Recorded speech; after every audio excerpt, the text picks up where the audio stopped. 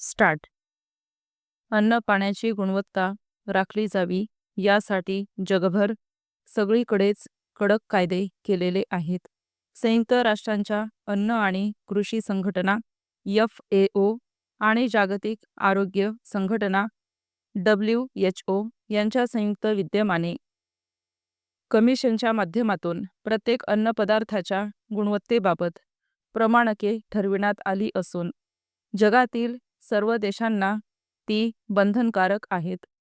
भारत सरकारनेही त्यानुसार अन्न सुरक्षा आणि मानके कायदा 2006 हा कायदा संमत करून 2011 पासून त्याचा एकछत्री अंमल संपूर्ण देशात लागू केला आहे. परिच्छेद. त्या पार्श्वभूमीवर भारतीय अन्न सुरक्षा व मानके प्राधिकरण स्थापन करण्यात आले आहे. प्रत्येक राज्यात सचिव दर्जाचे अन्न सुरक्षा आयुक्त नेमून मोठी यंत्रणा उभारण्यात आली आहे.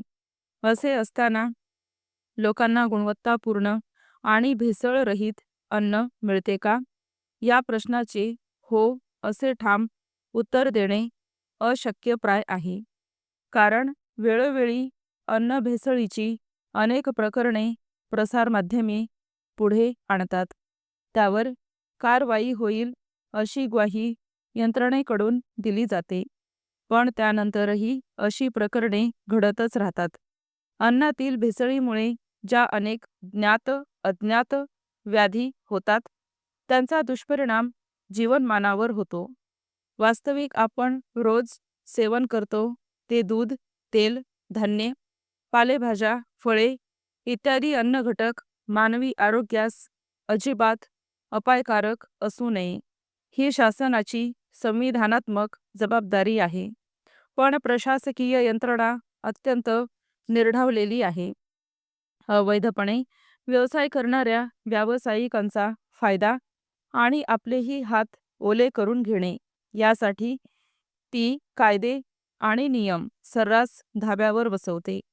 या संदर्भात महाराष्ट्र विधानमंडळाच्या अधिवेशनामध्ये घडलेल्या घटनेकडे ना लोकप्रतिनिधींचे लक्ष आहे ना प्रसार माध्यमापुढे ही बाब आली आहे. परिच्छेद.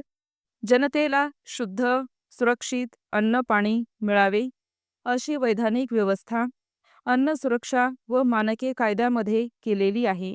या कायद्याने केलेल्या अन्नाच्या व्याख्येमध्ये पॅकेजिंग करून वितरित केल्या जाणाऱ्या पाण्याचाही अंतर्भाव आहे.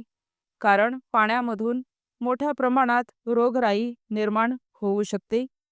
जनतेला उपलब्ध होणारे पाणी अशा रोगराई निर्माण करणाऱ्या जीवजंतूंपासून आणि इतर अपायकारक रसायनांपासून मुक्त असावे असे या कायद्यानुसार अपेक्षित आहे.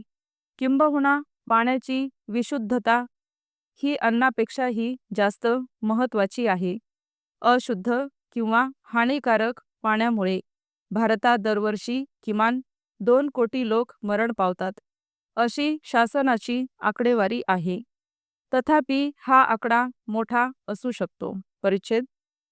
एखादा व्यावसायिक पॅकेज्ड पाण्याची विक्री करत असेल तर ते पाणी सीलबंदच असावे असे नियमन 2011 मध्ये करण्यात आलेले आहे. याचाच अर्थ कोणी पाण्याची विक्री किंवा वितरण कॅन, बाटल्या, पिशव्या किंवा अन्य कोणत्याही वेष्टनांमधून करत असेल तर ते खुले किंवा खिडकीचे झाकण असलेले चालणार नाही. ते सीलबंद असणे कायद्याने बंधनकारक आहे. स्टॉप.